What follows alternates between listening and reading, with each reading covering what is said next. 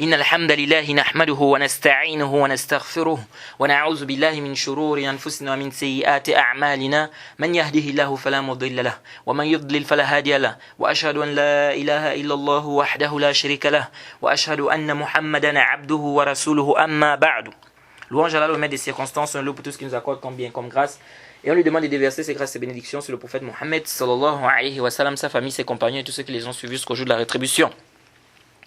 Nous sommes toujours dans notre programme qui est Dur al-Bahiyya fi Masail al-Fiqhiyya de Mohammed ibn Ali al-Shawkani rahimahullah ta'ala.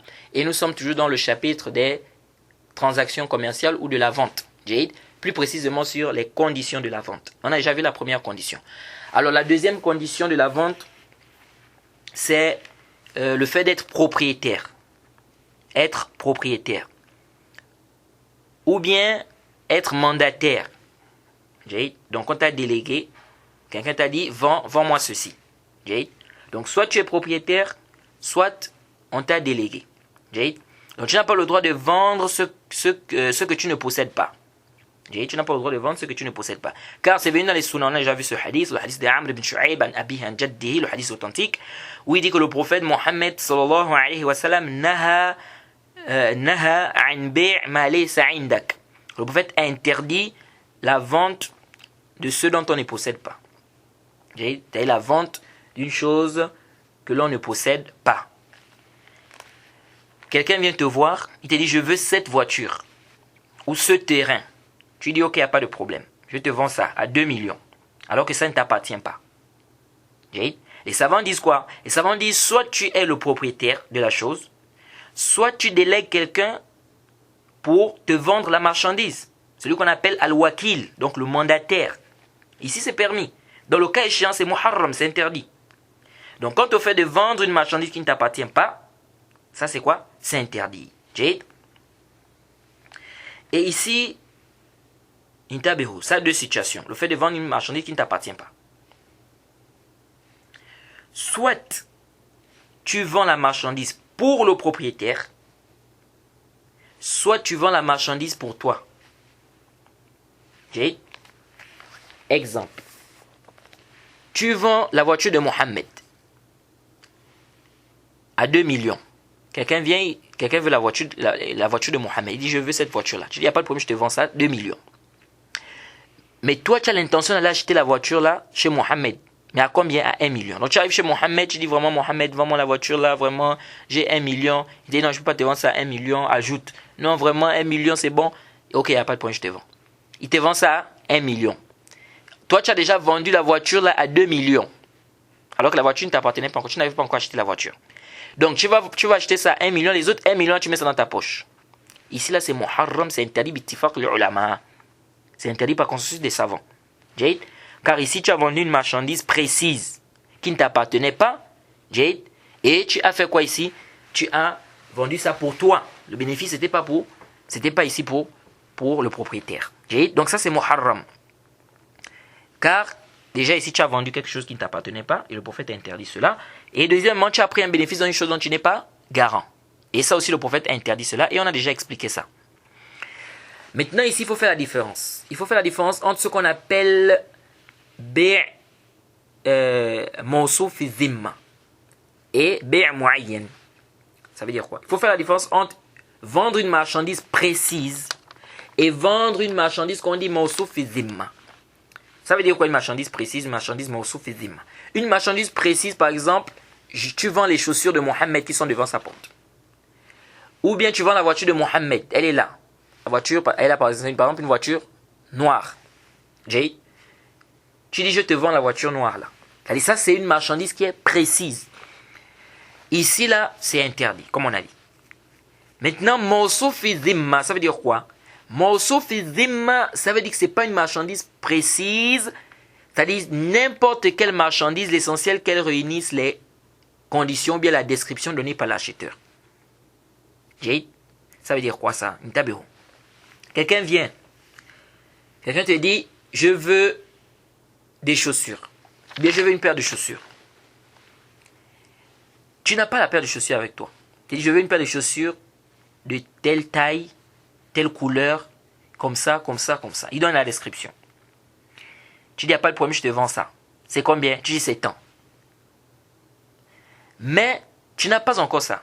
Tu dis c'est tant, mais je vais t'apporter ça demain. Donc tu n'as pas encore la chaussure avec toi. Tu comptes aller acheter ça. Ça là, on parle de bay' mawsouf fi zimma. Ça veut dire que ce n'est pas sur une chaussure précise. C'est-à-dire n'importe quelle chaussure. L'essentiel qu'elle réunit les critères qui ont été, n'est-ce pas, évoqués par l'acheteur. Donc lorsque tu arrives au marché, toi tu cherches juste une chaussure qui a les critères là. Ou qui a la description là. Donc peu importe, c'est-à-dire n'importe quelle chaussure, n'importe laquelle. L'essentiel c'est qu'elle a quoi? C'est qu'elle réunisse les conditions évoquées par l'acheteur. Ici là, c'est quoi? C'est légiféré, c'est pas interdit. Donc ici tu as vendu une chaussure en réalité qui n'était pas encore à ta, c'est-à-dire dont tu n'es pas propriétaire à la base. La marchandise se trouve au marché. Ici on dit que c'est permis. Pourquoi c'est permis? Parce que ici c'est une vente qui est mawsouf fi zimma. Ça veut dire quoi mawsouf fi zimma? Ça veut dire que c'est pas sur une marchandise précise. N'importe laquelle que tu vas trouver au marché. L'essentiel qu'elle a, c'est-à-dire réunit les conditions qui étaient émises par l'acheteur. Donc ici on dit cette vente-là elle est ici, elle est permise. Mais il y a des conditions. Il y a des conditions. Parmi les conditions, il faut que le prix soit donné en totalité. Et la somme soit donnée en totalité. C'est pas on donne une partie et on va donner une autre partie après. Là, comment on va voir? C'est vrai, hein, léger un khilaf, on va voir. Mais l'avis que as-sahih ar-rajih, c'est qu'il faut donner toute la somme en totalité. Il faut donner la somme en totalité. Et ça, c'était connu. Les compagnons avaient l'habitude de vendre des fruits qui viendront, par exemple, un an après. Ou des mois après. C'est-à-dire, ils vendent ça déjà alors que les fruits ne sont pas encore arrivés. Et le prophète Mohammed leur a dit Man aslafa fi shay falyusli fi shay fi kayl ma'loum wa wazni ma'loum ila ajal ma'loum. On appelle ça salam. Et ça va venir, Inch'Allah, on va parler de ça et on va voir les conditions, n'est-ce pas, par rapport à cette vente. Et ça, cette vente-là, les frais. C'est-à-dire, on trouve ça aujourd'hui dans plusieurs pays ou bien dans plusieurs endroits. Tu arrives, tu fais une commande, tu dis je veux ça, tu donnes l'argent, et le commerçant lui va aller acheter plus tard. Mais il t'a déjà vendu ça, mais il n'a pas encore ça. Alors ça, c'est légiféré, mais avec des conditions, comme on va voir. Et parmi les conditions déjà, il faut retenir ça. Il faut quoi? Que l'argent soit donné la somme soit donnée en totalité. Sinon, parce que si on donne une partie et on ne donne pas l'autre partie, mais on va donner l'autre partie après, ça devient quoi? La vente d'une dette par une dette. Et ça, ça a été interdit, c'est interdit par consensus des savants. C'est vrai, il y a un hadith qui est venu clair sur ça. Bien évidemment, on va parler de ça quand on va revenir sur ce sujet-là. Mais c'est un hadith à problème. Mais les savants sont unanimes que la vente d'une dette par une dette, c'est muharram, c'est interdit. Donc ici, on dit ici, il y a juz de faire la vente si c'est mawsouf fi zimma. On a dit quoi mawsouf fi zimma? Ça veut dire que c'est pas sur une marchandise précise. Et on a dit parmi les conditions, il faut quoi? Que la somme soit donnée sur place. Et ici, il faut aussi quoi? Qu'il y ait un rollabat zone. C'est-à-dire il y a une pensée prépondérante ici que tu vas trouver la marchandise là chez le vendeur. Alors, ça c'est le premier cas. Donc tu vends ici pour toi-même, pour le bénéfice. C'est-à-dire tu vends ici pour toi. C'est-à-dire tu vends cette marchandise pour avoir un bénéfice. Ce bénéfice est pour qui? Ce bénéfice c'est pour toi. Deuxième cas, tu vends pour le propriétaire. Tu vends, mais c'est pour le propriétaire. Le bénéfice, c'est pour le propriétaire. Ça, on a déjà parlé de ça. Quelqu'un vient, il dit, je veux telle voiture, je veux cette voiture-là. Il dit, ok, il n'y a pas de problème. Mais pourtant, ce n'est pas ta voiture, c'est la voiture de Mohamed. Je te vends ça à 3 millions. Ensuite, tu viens voir Mohamed, tu dis, Mohamed, j'ai vendu ta voiture à 3 millions, voici les 3 millions. Ou bien tu viens, tu dis, Mohamed, j'ai vendu ta voiture. Tu dis, ah, mais tu as vendu ma voiture à combien? 3 millions. Masha'Allah, c'est très bien, alhamdoulilah, donne l'argent. Donc ici, il n'y a pas de problème. Comme on avait déjà dit, on a parlé de ça, bay' fuduli. Et on a dit ici que la vente est valide, mais on a dit que c'est sous condition ici, c'est-à-dire il faut l'approbation de qui? Du propriétaire. Parmi les figures qui rentrent dans le fait de vendre ce qui ne t'appartient pas, ou vendre ce dont tu n'es pas propriétaire, ce que beaucoup de banques islamiques font, ou ce que certaines personnes appellent bay' al-murabaha li amir bishira. Bay' al-murabaha, en réalité, les jurisconsultes, lorsqu'ils parlent de bay' al-murabaha, les jurisconsultes parlent de ça, mais ce n'est pas ce que les gens font aujourd'hui. C'est-à-dire, ce dont les fuqaha parlent, qui disent bay' al-murabaha, c'est quoi? C'est-à-dire, tu as une voiture par exemple, tu veux vendre une voiture. Ou bien tu vends une voiture. Tu vends la voiture, tu dis je te vends cette voiture qui m'a coûté 1 million avec un bénéfice de 500 000. Donc je te vends ça à 1 million 500. Donc tu dis le prix de la marchandise et le bénéfice de la marchandise. Donc tu dis je te vends cette voiture que j'ai achetée à 1 million, n'est-ce pas? Je te la vends avec un bénéfice de 500 000. Donc 1 million 500. Donc là tu as dit le bénéfice et tu as également dit le prix de la marchandise. Ça, on appelle ça bay' al-murabaha. Ou bien, tu dis, je te vends la voiture, là, j'ai acheté cette voiture à 5 millions, je te la vends avec un bénéfice de 100 000 sur chaque million. J'ai acheté à 5 millions, je te la vends avec un bénéfice de 100 000 sur chaque million. Ça fait combien? 5 millions 500. Donc, ça, c'est légiféré. On appelle ça quoi? Bay' al-murabaha. Bon, un léger khilaf sur certains points, mais ici, là, c'est pas tant ce qui nous intéresse ici. Ce que je veux vous faire comprendre ici, c'est que quand les fuqaha parlent de bay' al-murabaha, c'est de ce qu'ils parlent. Quand vous voyez dans les livres de fiqh, etc., bay' al-murabaha, c'est de ça. Par contre, ce que certaines banques font aujourd'hui, c'est quoi? On a déjà parlé de ça. La personne cherche auprès d'une banque une marchandise. La personne vient acheter la marchandise auprès de la banque. La marchandise n'appartient pas encore à la banque. La banque va te vendre ça par échéance, donc tu vas payer ça par tranche, par mois, à un prix plus élevé. Vous faites les papiers, etc. Et la banque te vend cela. Ça, c'est la première catégorie. Ou première figure, ça on a déjà parlé de ça, et on a déjà dit le jugement de cela. Deuxième figure, le client vient auprès de la banque. Il dit, je veux telle marchandise. La banque dit, ok, on peut te l'acheter. Mais il se peut que tu ne payes pas. Donc on te dit, donne déjà une partie de la somme. Par exemple, 5%. Alors ici, nous avons dit ça c'est muharram, ça c'est interdit. Parce que la banque ici va prendre un bénéfice dans une chose dont elle n'est pas encore garant. Parce que la marchandise ne lui appartient pas encore. On peut dire, oui, mais parfois c'est mawsouf zimma. C'est pas sur une marchandise précise. On dit, non, mais on a dit que parmi les conditions, il faut quoi? Il faut que l'argent soit donné sur place. Et on sait très bien que la personne ne va pas donner toute la somme sur place. La personne va payer ça par tranche. Donc ici, là, yajouz. Ici, là, yajouz. Une autre figure, c'est quoi? La personne va à la banque. Et puis, ce qui ajoute encore, même ce qui fait encore que c'est muharram, ce qu'on vient de parler, c'est quoi? C'est que la banque va te dire, si tu ne payes pas à temps, on ajoute. Si tu ne payes pas, c'est-à-dire au délai convenu, on ajoute. Ça, c'est muharram. Ici, c'est quoi? Ça devient quoi? Ça devient du riba ici.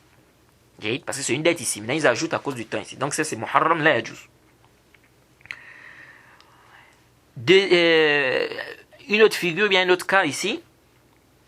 La personne va à la banque. La personne dit, je veux telle marchandise. La banque dit, ok. Mais il y a une promesse. Donc, la banque va acheter la marchandise d'abord. Après, la banque te contacte. La marchandise est là. Tu veux ou tu veux pas? La personne dit, oui ou non. Ça, c'est très rare, ça.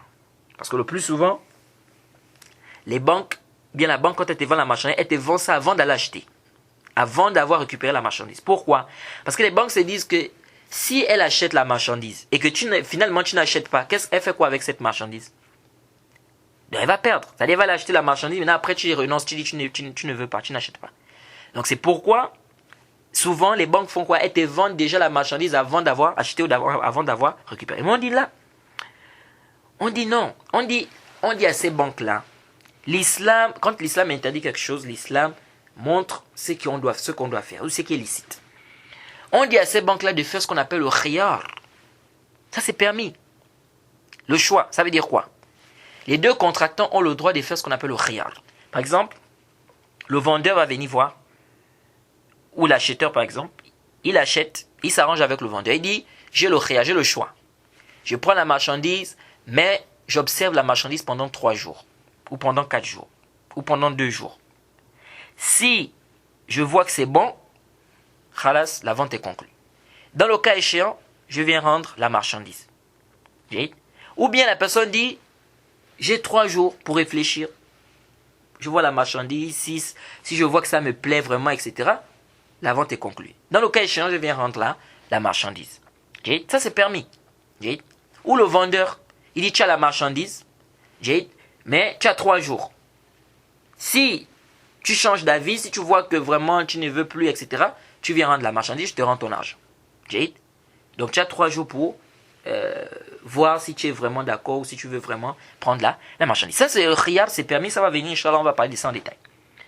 Donc les banques n'avaient qu'à faire ça. Elles prennent la marchandise, n'est-ce pas, du vendeur, et elles mettent le khiyar. Donc ce choix-là, c'est-à-dire la continuité de l'acte, le khiyar, c'est quoi? C'est la continuité de l'acte ou l'annulation. Imda al-aqd ou fasakh. Donc ici, la banque peut faire ça. Bien évidemment aussi, elle va faire ça avec qui? Il faut déjà que le vendeur soit quelqu'un déjà qui tolère ou qui accepte cela. Bref, ça c'est un moyen ici que la banque peut, n'est-ce pas, utiliser au lieu de dire non, mais si on achète et la personne change d'avis, on va faire quoi avec cette marchandise? Donc on est obligé de vendre ou bien on vend la marchandise avant d'avoir récupéré la marchandise. Alors cette figure-là, certains savants, ou bien la majorité des savants, disent que c'est permis. La majorité des savants disent que c'est permis. La banque, il y a une promesse. La banque va acheter d'abord la marchandise, elle ramène, ensuite elle te contacte et dit la marchandise est là. Il y a d'autres savants qui ont interdit, tel que le Cheikh Ibn Uthaymin. Car ils disent quoi? Ils disent que c'est un moyen qui conduit au riba. Ils disent car le vendeur, ou bien la banque, ne veut pas la marchandise en elle-même. Le vendeur, ce qu'il veut, ou bien la banque, ce qu'elle veut, c'est l'argent. C'est-à-dire, elle n'a acheté cette marchandise qu'à cause de l'acheteur. Qui va ajouter? Donc ici, c'est en fait de l'argent contre de l'argent. Avec un ajout. L'argent qu'elle a dépensé, donc la banque a dépensé pour la voiture, contre l'argent qu'elle va recevoir en plus, n'est-ce pas, qui provient de l'acheteur. Donc c'est comme si elle prêtait en fait le client. Mais as-sahih ar-rajih, la vie qui est juste, c'est que cette vente, elle est réelle, elle est licite. C'est permis. Quant au fait de dire que non, la banque ici ne voulait pas la marchandise en elle-même, mais ce qu'elle voulait c'était l'argent, etc. Mais ça c'est la base dans le commerce. La base dans le commerce, les commerçants lorsqu'ils achètent, le plus souvent pour revendre, est-ce que c'est la marchandise qu'ils veulent? Là. Les gens font des commandes, le commerçant va acheter, il vient leur revendre avec un prix plus élevé pour avoir un bénéfice. Lui, c'est pas la marchandise qu'il veut. Quand un commerçant va acheter des marchandises pour vendre, est-ce que ce sont les marchandises là que lui veut? Là. Lui, il veut quoi? Il veut ce qui découle de ces marchandises-là, donc le bénéfice. Donc si on doit interdire ça, on va interdire plein de transactions. Parce que le but dans le commerce, c'est quoi? C'est le profit. Donc ça, ici, là, ça c'est pas interdit. Parce que ici, déjà, la banque a déjà récupéré la marchandise. Donc ici, c'est yajouz. Mais à condition ici qu'on ne te dise pas que si tu ne payes pas autant au délai prévu, on ajoute.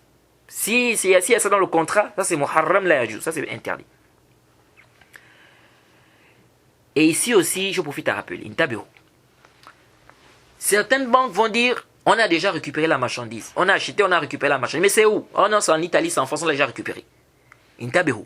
Ici, là, il faut demander les papiers. Il faut demander quoi? Les papiers. Parce que parfois, la banque n'a pas récupéré, mais elle dit non, on a récupéré. Non, c'est déjà récupéré, on a déjà acheté, c'est même déjà récupéré, c'est en Italie, bien ça, en Espagne, ça arrive là.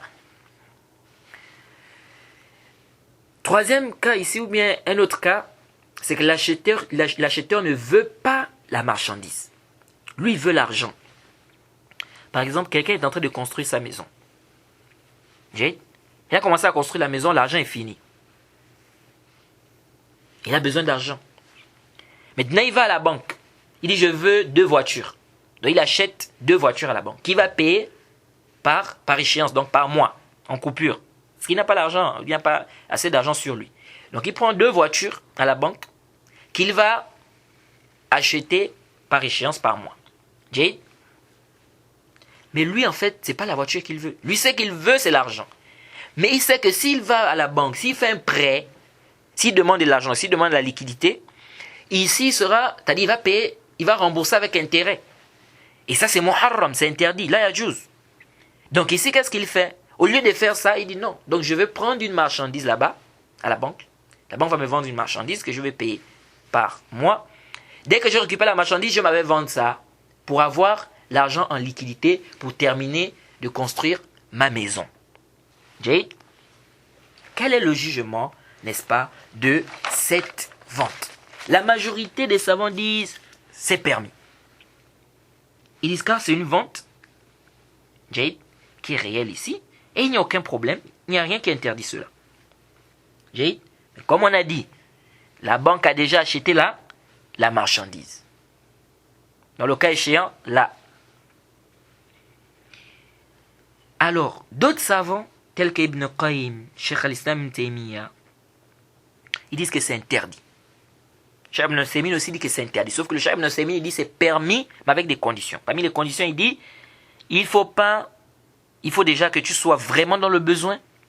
Et deuxièmement, tu n'as trouvé personne pour te prêter. Là, il permet. Mais Ibn Qayyim, Cheikh al-Islam Ibn Taymiyyah, et c'est ce qu'implique la vie de certains Malikiens, mais par contre, il dit que c'est interdit. Parce qu'il dit que c'est une ruse de riba, de l'intérêt ici. C'est-à-dire, au lieu de prendre le prêt à la banque, Jade, la personne a mis la voiture comme objet. C'est-à-dire, les deux voitures font par exemple 20 millions. Jade, au lieu de prendre le prêt à la banque de 15 millions, Jade, donc tu vas rembourser l'intérêt. Tu vas rembourser par exemple 20 millions. Donc, au lieu de faire ça, il est passé par quoi? Par la voiture. Jade. Et d'autres disent même que ça, c'est le bay' al-aïna. Bay' al-aïna, c'est interdit.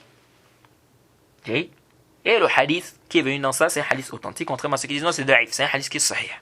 Et Inch'Allah, on va revenir sur ça quand on va parler de ça en détail. Mais le bay' al-aïna, c'est quoi?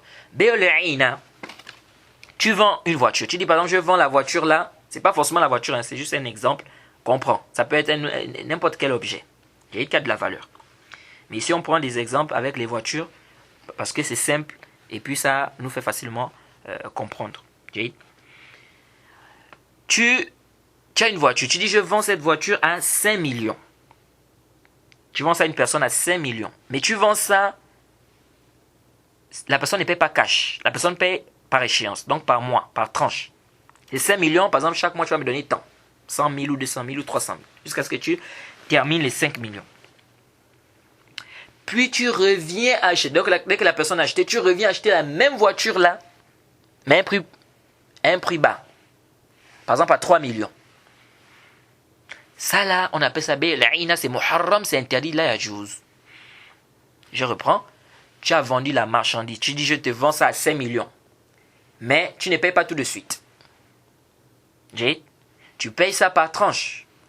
Ensuite, tu reviens acheter la même marchandise chez l'acheteur, donc chez celui qui a acheté la voiture. Tu viens acheter ça, mais à un prix plus bas, cash. Donc sur place. Donc tu viens maintenant, tu dis non, je t'achète ça à 3 millions cash.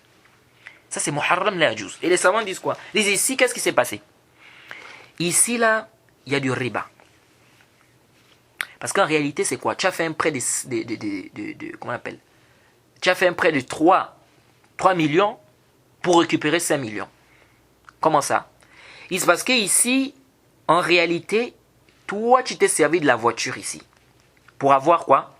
Pour avoir les 5 millions là. Tu ne voulais pas en fait vendre ça. Parce que, qu'est-ce qui s'est passé? Tu as non seulement récupéré ta voiture, donc ta marchandise. Deuxièmement, tu vas récupérer tes 3 millions parce que la personne te doit 5 millions. La personne doit te donner les 5 millions là, mais par tranche, donc par mois, par coupure. Donc tu vas récupérer tes 3 millions dans les 5 millions là. Tu as récupéré ta voiture et tu vas récupérer 2 millions en haut. Les 2 millions, tu les gagnes sur quelle base? Donc tu as récupéré la voiture, tu as récupéré les 3 millions, parce que la personne te doit 5 millions, donc dans les 5 millions, tu vas récupérer tes 3 millions que tu es parti donner quand tu es parti acheter la voiture cash, la même voiture que tu as déjà vendue à 5 millions. Donc ici, tu récupères, et non seulement tu récupères ta voiture, mais en plus de ça, tu récupères les 3 millions que tu as donné quand tu es parti réacheter ou bien acheter la voiture que tu avais déjà vendue là, parce que la personne te doit 5 millions. Donc tu as récupéré ta voiture, tu as récupéré les 3 millions et tu as 2 millions en plus. Parce que la personne te doit 5 millions. Les 2 millions, tu as eu ça sur quelle base? Tu as dit c'est contre quoi? C'est quoi la contrepartie de ça? Donc ça c'est le bay' al-aina, c'est muharram la yajouz. Donc certains disent le bay' là, le tawarruk là, ou bien le bay' là, c'est-à-dire quand tu achètes une... Et c'est pas forcément la banque. Hein. Ici on a pris l'exemple de la banque, mais c'est pas forcément la banque. Quelqu'un peut te vendre, ça peut être un particulier. Tu vas acheter quelque chose, tu ne veux pas la marchandise là. Toi tu veux vendre ça pour prendre l'argent, tu veux avoir l'argent en liquidité. Donc tu vas chez la personne, tu dis vends-moi ça à 5 millions, mais je vais payer ça par mois, jusqu'à ce que je termine. Dès qu'il te donne, donc tu n'as pas encore fini de payer cette marchandise, tu vas déjà vendre ça, mais à un prix bas, parce que tu as besoin d'argent vite. Alors ici, ça c'est tawarruk. Yajouz ou la yajouz. Donc comme on a dit ici, un khilaf. Alors ceux qui ont interdit, certains ont dit ça ressemble à al-bay' al-aina. Les autres ont dit là, c'est pas bay' al-aina ici. Parce que bay' al-aina, ici, c'est le même vendeur. Donc c'est celui qui a vendu la voiture qui va acheter la même voiture chez l'acheteur. Donc l'acheteur vend ça à qui? Il vend ça au même vendeur. C'est-à-dire à celui qui lui a vendu la voiture. Or, dans le cas que nous sommes en train de traiter ici, le tawarruk, ici là tu vends la marchandise à qui?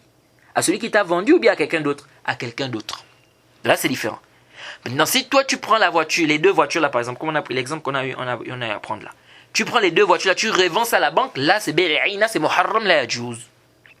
Mais ici tu prends ça, tu vends ça à quelqu'un d'autre. Ici là, c'est quoi? C'est pas bay'ina. Et ici intabihu.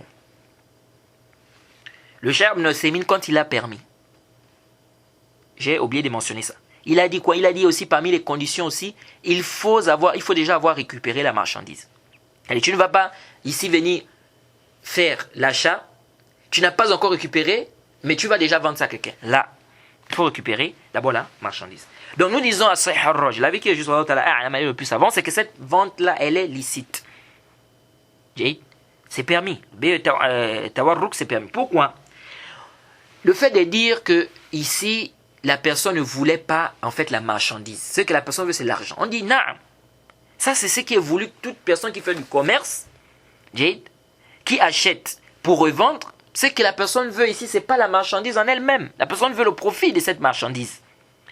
Lorsque moi, je veux aller acheter une marchandise, bien des marchandises, pour aller revendre ça, est-ce que je veux ces marchandises-là en eux-mêmes? C'est-à-dire, je veux les marchandises là. Moi, ce que je veux, c'est vendre.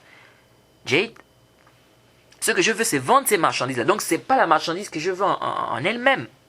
Ce n'est pas la marchandise que je veux en elle-même. Donc s'il faut interdire parce que lui, son intention ici, ce n'est pas la marchandise, mais c'est de vendre, c'est l'argent qu'il veut, donc c'est muharram. Là, on va interdire beaucoup de... C'est-à-dire, même dans les gens qui achètent des marchandises pour revendre, on va dire que ce n'est pas permis pour eux. Parce qu'ici, ce qu'ils veulent, c'est l'argent. Là. Maintenant, ici, il y en a qui disent, non. Le problème ici, c'est que lui, en réalité, il voulait en fait l'argent. Il voulait faire le prêt. Il voulait l'argent. Mais il est passé par la marchandise. Mais alors qu'en réalité, c'est pas ça. Lui, il voulait un prêt. Il voulait ici quoi? Un prêt qui devait donc rembourser. Mais ici, il est passé par la marchandise. Mais on dit ici, c'est que ici, il n'y a pas de mal. Pourquoi? Parce que il n'y a rien qui interdit son intention. Il achète une marchandise. Lui, son but, c'est pas la marchandise. Il veut l'argent pour terminer sa maison. Où est le problème? Le problème dans ça. Donc ici on dit ça c'est permis. Et quant au fait de dire que ça ressemble au bay'il aina, on dit là, c'est pas au bay'il aina. Il y en a qui ont dit oui, c'est vrai, il ne vend pas au même vendeur, mais c'est le même acheteur qui vend la marchandise là. On dit là, oh le problème. C'est le même acheteur qui vend la marchandise, il n'y a pas de problème. Mais il vend ça à quelqu'un d'autre. Donc ici, il n'y a pas de quoi? Il n'y a pas d'ishkal. Comme on a dit, à condition ici que tu récupères la marchandise, donc tu ne vas pas vendre ça sans avoir récupéré. Deux, à condition que la banque ait récupéré aussi la marchandise. Et ici, il faut vraiment être, c'est-à-dire il faut te rassurer que la banque a récupéré la marchandise. Et aussi qu'il n'y ait pas quoi des intérêts. On ne te dit pas, si tu ne donnes pas l'argent à temps, on augmente. Là, c'est muharram, là, yajouz. Si déjà c'est dans le contrat, c'est pas permis. Donc ici, ne dit pas comme certains, non, mais moi je suis sûr que je ne vais pas dépasser là. Ici, on dit le fait déjà de signer ce contrat-là. Oui, parce que ce contrat-là est déjà avec une condition qui est interdite. Donc le fait de signer, ici tu es d'accord avec cette condition qui est interdite, là, yajouz, ça c'est pas permis. Ne dis pas non, moi je suis sûr que je vais donner l'argent à temps, je ne veux pas retarder. Là, ici on dit, du moment déjà c'est dans le contrat et que tu signes ça, tu es d'accord ici, ça déjà, là, yajouz. Donc voilà un peu ce qu'on peut rappeler ici par rapport à cela. Maintenant, je profite de l'occasion pour parler de quelques rapports ou quelques transactions qu'il y a ou que les gens font avec les banques. Tout d'abord, sachez qu'on a deux types de banques. Nous avons des banques dites islamiques et nous avons des banques dites non islamiques, c'est-à-dire des banques classiques. Le plus souvent, les rapports que les gens ont avec les banques, en dehors de ceux qui travaillent dans celle-ci, c'est quoi? Soit la personne va ouvrir un compte en banque, soit elle va avoir des cartes de crédit ou à débit avec lesquelles elle va soit retirer de l'argent ou acheter des marchandises. Bien évidemment, il y a d'autres transactions, comme le fait de faire des prêts, ou des demandes d'achat d'actions dans des sociétés. Et Inch'Allah, ça va venir, on parlera de ça. Bi'iznillahi ta'ala. Mais ici, nous on va d'abord parler de quoi? Le jugement. Eh bien, quel est le jugement sur le fait d'avoir un compte en banque? Le jugement du travail, c'est-à-dire travailler dans une banque. Ou encore, on va parler également des cartes de crédit ou bien des cartes bancaires. Alors, commençons par les comptes bancaires. Les comptes bancaires, vous savez, on a plusieurs comptes. Nous avons des comptes courants, des comptes d'épargne, des comptes à terme, des comptes individuels, des comptes joints, etc. On a plusieurs types de comptes. Mais ce qui nous intéresse ici, c'est quel est le jugement d'avoir un compte en banque. Alors, sachez qu'avoir un compte en banque, dans une banque islamique, dite islamique, il n'y a pas de mal. De ce que je sais. Hasba ilmi. Je ne connais pas un savant de la sunna qui a dit qu'il est interdit d'avoir un compte dans une banque dite islamique. Ou dans une banque islamique. Mais à condition qu'on ne te déverse pas des intérêts. Et je profite à rappeler que oui, c'est vrai que beaucoup de banques islamiques font des transactions interdites. Bien sûr dans le haram. Mais ceci n'est pas une raison pour rejeter complètement ces banques-là. Et dire que de toute façon, elles sont pareilles que les banques classiques, les banques des koufars. Ou d'autres sont allés même loin, ils disent même que ces banques-là sont pires que les banques des koufars. Qu'Allah nous en préserve. De telles paroles. Donc ici, nous disons, yajouz, il est permis de déposer ou bien d'avoir un compte dans une banque dite islamique. Et donner un jugement comme ça général sur toutes ces banques islamiques en disant qu'elles sont pires que les banques classiques ou bien qu'elles sont pareilles que les banques classiques. Bref, je ne connais pas des savants contemporains qui ont dit qu'il est interdit d'avoir un compte dans une banque dite islamique. Je parle bien des savants de la sunna. Hasba ilmi. Ensuite, nous avons le fait d'ouvrir ou de déposer son argent dans des banques qui font dans le riba, dans l'usure, dans l'intérêt usuraire. Donc les banques classiques. Qui sont dans les transactions usuraires. Quel est son jugement? Ceci se divise en catégories. Premièrement, des dépôts avec intérêt. Et tu déposes ton argent, tu ouvres un compte où on va te déverser des intérêts. Tu vas récupérer ton argent mais avec des intérêts. Ça, c'est interdit par consensus des savants. Par consensus. Et parce qu'il faut déjà rappeler, tu as dit un point qui est important ici. Que quand on dit dépôt, c'est entre parenthèses. Sinon, en réalité, ce que tu fais à la banque, c'est quoi? C'est un prêt. Tu es un créancier en fait. La banque, elle est débitrice.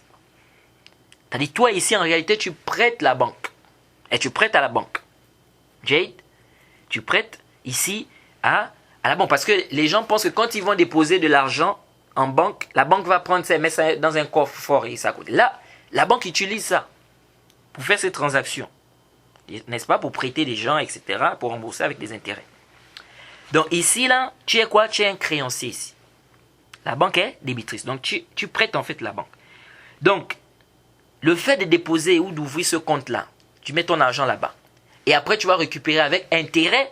Ça, c'est muharram, c'est interdit par consensus des savants. Et le contraire de ça, c'est batil. C'est-à-dire que c'est légiféré, c'est licite. Ça, c'est complètement batil. Et Inch'Allah, quand on va parler du riba, on va revenir sur cette question. Du riba sur les billets. Parce qu'il y a des gens qui se sont embrouillés ici et qui ne font qu'égarer les autres en disant quoi? Qu'il n'y a pas de riba dans les billets là. Les billets de banque.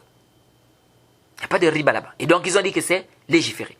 Pourquoi? Parce qu'ils se sont embrouillés et ils ont même attribué des paroles aux anciens savants. C'est-à-dire des paroles faussement attribuées. Pourquoi? Parce qu'ils n'ont pas fait la différence entre ce que les savants appellent riba fil bouyour et le riba fil douyoun. Entre l'usure, l'intérêt dans les ventes et l'intérêt dans les prêts. Et Inch'Allah, quand on va parler du riba, de l'intérêt de l'usure, quand on va réfuter les ambiguïtés de ceux qui veulent rendre licite, qui veulent égarer les musulmans en disant qu'il est permis de prendre des prêts à la banque, etc. Soit disant qu'il n'y a pas de riba dans les billets de banque. Parce qu'ils se sont embrouillés ici, ils n'ont pas fait la différence entre le riba fil bouyour et le riba fil douyoun. Et d'autres qui sont même allés loin. D'autres ont même dit non, ici il n'y a même pas riba parce que ça c'est le mudaraba. C'est même pas un prêt en fait, c'est mudaraba. Subhanallah. C'est-à-dire, les gens ne craignent pas Allah ou quoi? C'est grave ça. Non, c'est pas du riba, hein, c'est mudaraba. Et Inch'Allah, on va venir sur ça, on va détailler ça, on va réfuter. Ça, c'est une parole qui est complètement batil, min abdal batil. Et quelqu'un qui a un minimum de crainte ne peut pas se lancer dans de telles transactions. En disant non, c'est mudaraba. Sauf si il est jahil vraiment. Ou c'est la passion. Donc déposer ou bien ouvrir un compte où tu vas déposer de l'argent et on va te déverser des intérêts, ça c'est muharram, c'est interdit par consensus des savants. Deuxième cas, tu déposes ton argent dans une banque qui fait dans le riba, c'est-à-dire qui est dans l'usure, dans l'intérêt. Une banque classique, mais sans intérêt. Et tu ne trouves pas un autre moyen. Jade, tu crains pour ton argent, c'est-à-dire tu crains pour ton argent, tu ne sais pas où tu peux déposer ça, il n'y a pas un autre moyen, sauf la banque. Jade. Et ici, tu déposes, mais on ne te déverse pas des intérêts. Ici, les savants ont permis ça. En guise de contrainte, de nécessité. Jade. Mais ils ont mis quoi? Deux conditions. Intabero. Première condition, il n'y a pas d'intérêt. Deuxième condition, tu ne trouves pas un autre moyen pour garder ton argent. C'est une grande somme, par exemple. 8 milliards. Hein? Ou par exemple, 8 millions, 10 millions. Donc tu crains pour ton argent.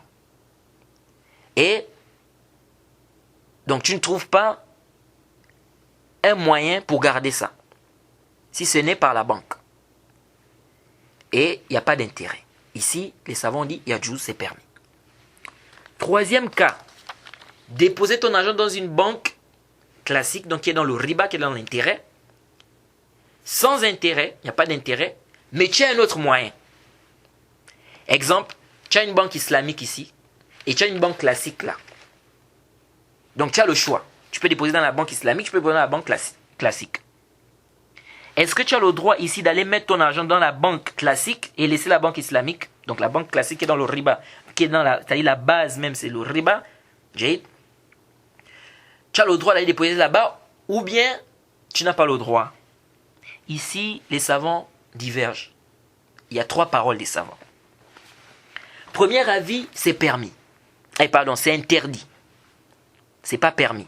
Parce que le premier avis, c'est muharram la yajouz.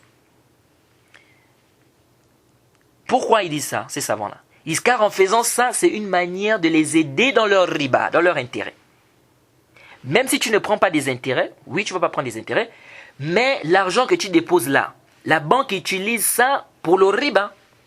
Elle utilise ça pour prêter avec intérêt, elle utilise ça pour rembourser avec intérêt. Parce que comme on a dit, quand tu déposes là-bas, la banque ne prend pas ça, elle ne met pas ça dans un coffre-fort, là. La banque utilise ça. Donc ces savants-là disent, le fait de déposer ça là-bas, tu es en train d'aider ces banques-là à faire le riba. Et ça, c'est pas permis. Allah subhanahu wa ta'ala dit وَتَعَاوَنُوا عَلَى الْبِرِّ وَالتَّقْوَى وَلَا تَعَاوَنُوا عَلَى الْإِثْمِ وَالْعُدْوَانِ. Entraînez-vous dans le bien et la piété, ne vous entraînez pas dans le péché et la transgression. Et ils ont dit ici, il n'y a pas de contrainte. Tu as un autre moyen ici, c'est les banques islamiques. Ça, c'est la fatwa du Cheikh bin Baz, rahimahullah, et du Lajnat Da'ima, donc le comité permanent des grands savants d'Arabie Saoudite. Donc, il faut bien faire la différence. Le cas qu'on a cité précédemment, c'est quoi? Ici, tu n'as pas un autre moyen. Tu n'as que ce moyen-là. Donc, les savants ici ont permis. Pourquoi? Parce qu'ils ont dit ici, tu es dans un cas de nécessité, de contrainte. Tu n'as pas un autre moyen. Mais là, on est dans un cas où tu as un autre moyen. Mais tu vas quand même déposer. Ils ont dit ici, là, c'est muharram, la yajouz, car le fait de le faire, c'est vrai, tu ne vas pas prendre des intérêts, mais tu es en train d'aider la banque à faire le riba. Et ça, c'est pas permis. Tu n'as pas le droit d'aider quelqu'un à désobéir à Allah. C'est bon? Deuxième avis. Certains savants ont dit c'est déconseillé. Ils ont dit quoi? C'est déconseillé. Attention, ici, depuis on est en train de parler dans un compte où on ne te déverse pas des intérêts. Il faut bien suivre. Depuis là, ce qu'on est en train de parler là, c'est quoi? On ne te déverse pas des intérêts. Si on te déverse des intérêts, c'est muharram la yajouz. Donc, certains savants disent c'est déconseillé. Pourquoi? Ils disent parce que dans cette transaction, il n'y a rien d'interdit. Qu'est-ce qui est interdit ici? Il n'y a rien d'interdit ici. Et ils disent quoi? Ils disent le prophète Mohammed a laissé son bouclier en gage chez une juive. Chez une juive, pardon. Et c'est connu que les juifs faisaient le riba. Ils étaient dans l'intérêt usuraire. C'était connu. Mais le prophète a déposé son bouclier là-bas en gage. Donc ils disent il n'y a pas de mal de faire quoi? De déposer son argent là-bas en banque. Même s'ils sont dans le riba. Jay? Maintenant, ils ont dit, pourquoi on dit que c'est déconseillé? Ils disent, on dit que c'est déconseillé parce qu'en faisant ça, le musulman n'encourage pas les banques islamiques. C'est-à-dire, délaisser les banques islamiques. C'est-à-dire, ne pas déposer ton argent là-bas. Aller déposer ton argent dans des banques classiques. Donc, dans les banques qui sont connues, dans le riba là. Aller déposer ton argent là-bas et ne pas déposer ça dans les banques islamiques, c'est pas une façon d'encourager les banques islamiques. Donc c'est à cause de ça qu'on dit que c'est déconseillé. Mais sinon là-bas, c'est légiféré, c'est permis. Ça, c'est pas sahih. L'avis qui dit que c'est déconseillé là, c'est pas un avis qui est sahih. Ça, on dit, ce n'est pas sahih. Limaza. Car ici, naam, la transaction en elle-même, il n'y a pas de problème. Mais le problème, c'est ce qui découle de cette transaction. C'est-à-dire qu'ils vont utiliser ton argent pour faire le riba. Et donc, en déposant ton argent là-bas, tu es en train de les aider à faire le riba. Et ça, c'est pas permis. Parce qu'Allah subhanahu wa ta'ala nous interdit de nous aider ou d'aider les gens à désobéir. Donc, le fait de déposer, naam, tu ne vas pas prendre des intérêts, ça, il n'y a pas de problème. Mais le problème, c'est que l'argent là va servir à cette banque, ou l'argent là va être utilisé par cette banque pour faire quoi? Pour faire le riba. Et donc, toi, tu es en train d'aider cette banque à faire le riba. Quant au fait de dire que le prophète Mohammed, sallallahu alayhi wa sallam, il avait déposé son bouclier chez une juive, et que c'est connu que les juifs étaient dans le riba, dans l'intérêt, et donc il n'y a pas de mal à aller déposer l'argent là-bas, nous disons ça c'est une erreur. Pourquoi c'est une erreur? Parce que ici il y a une grande différence. Quand le prophète Mohammed sallallahu alayhi wa sallam dépose son bouclier en gage chez la juive, est-ce qu'elle va utiliser le bouclier là pour faire le riba? Là, le prophète achète quelque chose, il a acheté l'orge. Donc quand tu viens déposer, quand le prophète viendra rendre l'argent, elle fait quoi? Elle rend le bouclier. Donc ici, elle n'utilise pas ce bouclier là, pourquoi? Pour le riba. Or, ici, là, quand toi tu vas déposer ton argent là-bas en banque, la banque fait quoi? La banque prend l'argent, elle utilise ça pour faire le riba. Donc ici, il y a une différence. Donc on ne peut pas ici apporter ça comme dalil. Ça ne tient pas. Troisième avis, ils disent que c'est permis. Ils disent quoi? Que c'est permis. Pourquoi? Parce qu'ils disent, tu ne prends pas d'intérêt ici. Donc il n'y a pas d'ishkal. Tu ne prends pas d'intérêt ici, donc il n'y a aucun problème. Où est le problème ici? Donc il n'y a rien qui interdit cela. La réponse à cela, c'est ce que nous venons à peine de dire. Que le problème n'est pas sur la transaction en elle-même. Le problème, c'est ce qui découle de cette transaction. C'est-à-dire ici, quand toi tu vas aller déposer, ici, là, tu es en train d'aider la banque à faire le riba. Parce que la banque va prendre ça, et elle va faire quoi? Elle va faire du riba avec ça. Et donc l'avis qui est juste, c'est le premier avis. Que c'est muharram la yajuz. Et dans le premier, que ça ne te cause pas un problème pour dire que, mais pourquoi au début là-bas on a dit que c'est permis? On a dit c'est permis parce que tu n'avais pas d'autre choix. Tu crains pour ton argent, tu n'as pas un autre endroit pour aller déposer. On a dit c'est permis. Mais là maintenant tu as le choix. Tu peux déposer dans les banques dites islamiques, tu peux déposer dans la banque classique. Ici on dit tu le déposes où? On dit là, il y a juste d'aller déposer là-bas. Parce que ici, tu n'es pas dans une contrainte ni une nécessité. Et ici, le fait d'aller déposer, tu vas les aider à faire quoi? Le haram. Et ça, c'est pas permis. Va déposer dans la banque dite islamique ou bien dans la banque islamique. Une autre question se pose ici, c'est le fait de travailler dans une banque. Qu'en est-il? Travailler dans une banque islamique, ça, il n'y a pas de problème. Le problème ici, travailler dans les banques classiques. Les banques qui sont le riba. Par exemple, être secrétaire, informaticien, nettoyeur, chauffeur. Qu'en est-il? Ici, ça se divise en deux. Premièrement, travailler dans un domaine directement en rapport avec le riba, avec l'intérêt. Comme celui qui écrit les contrats de riba, les contrats d'intérêt sur ordinateur. Ou celui qui signe, fait les signatures.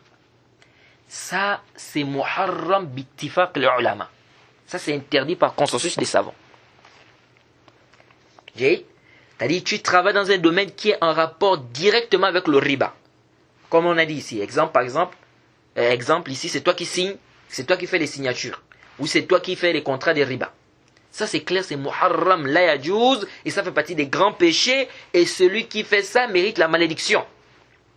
C'est venu dans le Sahih Muslim, hadith de Jabir ibn Abdillah, radiallahu anhu, il dit que لعن رسول الله صلى الله عليه وسلم آكل الربا وموكله وكاتبه والشاهدين قال هم سواء.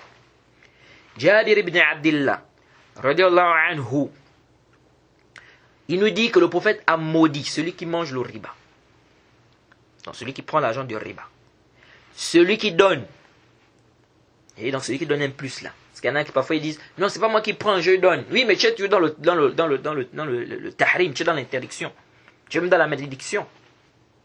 Donc il dit le prophète a maudit celui qui mange le riba, celui qui fait quoi, qui donne, celui qui écrit, celui qui est témoin. Vous voyez quoi? Ils sont pareils. Hum sawa. Donc ça c'est grave, ça fait partie des grands péchés. Et c'est quoi un grand péché? Un grand péché, comme les savants disent, c'est vrai, il y a un long débat. Mais l'avis qui est sahih, le grand péché, ils disent ما فيه حد في الدنا أو توعد بأخرى فسم كبرى على النص أحمدي وزاد حفيد المجد أو جاء وعيده بنفي الإيمان ولعن مبعدي. Ça c'est le grand péché. ما فيه حد في الدنا أو توعد بأخرى. C'est-à-dire on a quoi? Il y a une sentence ici dans le dunya. Comme on va par exemple dire celui qui fait la fornication, on le fouette. Ou bien la personne qui commet l'adultère, on fait quoi? On lapide. Ça c'est quoi un had fi dunya? Ou tawa'udun bi ukhra.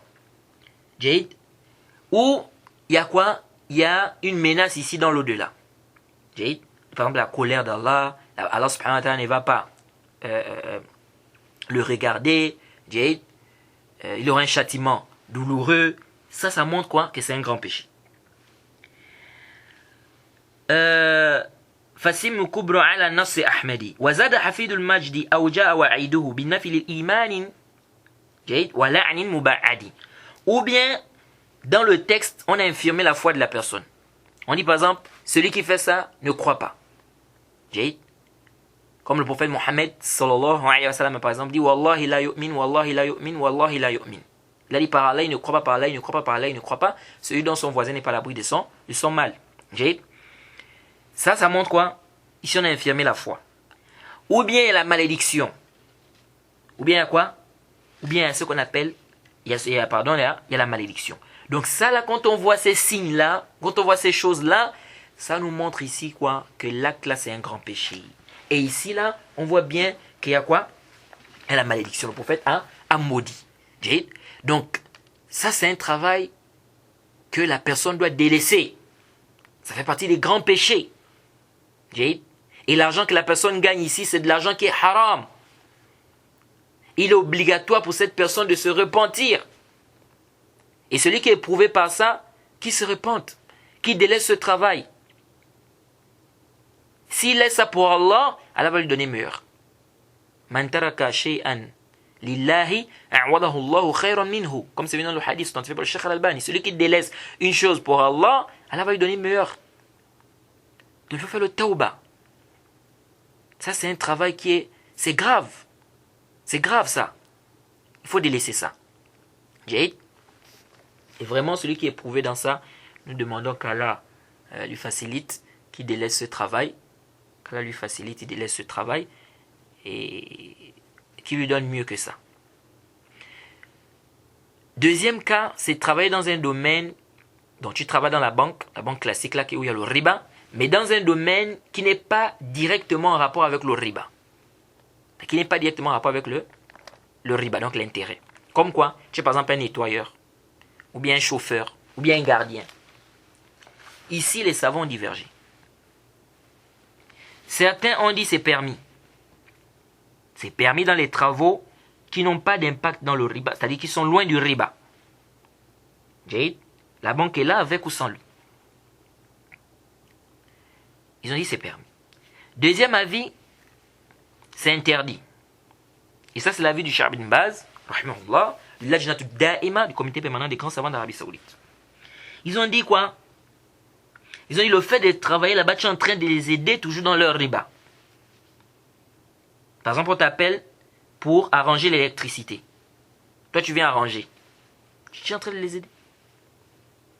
Jay, tu es en train de les aider. Dans les ordinateurs, là, tout est arrêté là. On dit on a besoin d'un électricien. On t'appelle, tu viens. Ils ont dit ça, tu es en train de les aider. Donc là, il y a Et Allah subhanahu wa ta'ala dit وَتَعَاوَنُوا عَلَى الْبِرِّ وَالتَّقْوَى وَلَا تَعَاوَنُوا عَلَى الْإِثْمِ وَالْعُدْوَانِ. Entraînez-vous dans le bien et la piété, ne vous entraînez pas dans le péché et la transgression. Ils ont dit c'est pas permis pour toi de travailler, même si le travail n'a pas directement un rapport avec le riba, mais ici, là, le fait de travailler ici, tu es en train de fournir des efforts, tu es en train de les aider, n'est-ce pas, dans tout ce qu'ils sont en train de faire, n'est-ce pas, c'est-à-dire que tu es en train toujours de les aider dans leur travail qui est quoi? Qui est basé sur le riba. Et puis ils disent aussi que la personne est dans un endroit qu'Allah a déclaré la guerre. Cette banque, Allah a déclaré la guerre à cette banque. Allah subhanahu wa ta'ala a dit quoi? Allah subhanahu wa ta'ala a dit, à Surat Baqarah, Surat 2, à partir du verset 278. يا أيها الذين آمنوا اتقوا الله وذروا ما بقي من الربا إن كنتم مؤمنين فإن لم تفعلوا فأذنوا بحرب من الله ورسوله فإن لم تفعلوا فأذنوا بحرب من الله ورسوله وإن تبتم فلكم رؤوس أموالكم لا تظلمون ولا تظلمون وإن كان ذو عسرة فنظرة إلى ميسرة. Allah subhanahu wa ta'ala dit, selon la traduction rapprochée, ô les croyants, craignez Allah et renoncez aux reliquats de l'intérêt usuraire, si vous êtes croyants. Et si vous ne le faites pas, alors recevez l'annonce d'une guerre de la part d'Allah subhanahu wa ta'ala et de son messager. Et si vous vous repentez, vous aurez vos capitaux. Vous ne léserez personne et vous ne serez point lésés. Donc ils disent le fait de travailler là-bas, tu es dans un endroit qu'Allah subhanahu wa ta'ala a déclaré la guerre. Donc tu ne dois pas travailler dans cet endroit. Et il y a un troisième avis, et c'est l'avis que nous trouvons juste. Allah ta'ala a'lam. Allez, le plus savant. Le troisième avis, cet avis dit quoi? Qu'il est interdit de travailler dans une banque. Que ça soit un travail qui est directement en rapport avec le riba ou un travail qui n'a pas directement un rapport avec le riba. Sauf pour celui qui est gardien. Sauf pour celui qui est gardien. Celui qui est gardien, il a le droit de travailler dans une banque. En dehors de lui, là. Donc, un gardien ou bien un policier, il a le droit ici de travailler ici, donc en tant que surveille, il garde la banque. Yajouz. Limaza. Pourquoi ces savants l'ont dit ça? Ces savants qui ont accepté le gardien, ou bien le policier qui garde la banque, ils te disent quoi? Ils te disent que le fait de garder la banque, c'est pour empêcher la transgression. C'est pour empêcher les voleurs. Et ceci est demandé par la législation. D'empêcher les i'tida. Naam, oui, nous disons que ces banques-là font le haram. Elles sont dans le haram. Mais est-ce que ça veut dire qu'on doit voler les banques? On doit casser les banques, aller voler? Là, c'est pas parce qu'on dit que la banque fait dans le haram, bien la banque est dans le riba, que ça veut dire maintenant qu'on a le droit d'aller voler ou d'aller cambrioler une banque. Donc ces savants-là disent que garder ici la banque, c'est quelque chose qui est demandé. Tu gardes la banque, pourquoi? Pour que les gens ne viennent pas voler, transgresser. Mais ça ne veut pas dire que la banque ici, ce qu'elle fait, c'est halal. Là. Mais c'est pas parce qu'on dit aussi que ce que la banque fait est haram, bien parce que la banque prend des intérêts ou bien donne c'est-à-dire rembourse avec intérêt, que cela veut dire qu'il est permis d'aller voler la banque, aller cambrioler une banque, de casser les fenêtres de la banque, etc. Là. Donc ici, lui, il garde ici la banque. Donc ce qu'il fait, c'est demander par la législation d'empêcher quoi? La transgression. D'empêcher quoi? Le vol. Donc ici, là, on dit, celui-là, il a le droit de travailler, n'est-ce pas, à la banque. Mais en dehors de lui, donc c'est la même chose le policier. Un policier qu'on a pris pour garder la banque. Il a le droit ici de travailler. Ça, c'est le troisième avis dans cette question. Et ça, c'est l'avis que nous trouvons juste à l'aide le plus savant. Donc, voilà un peu ce qu'on peut dire par rapport au fait de travailler dans une banque.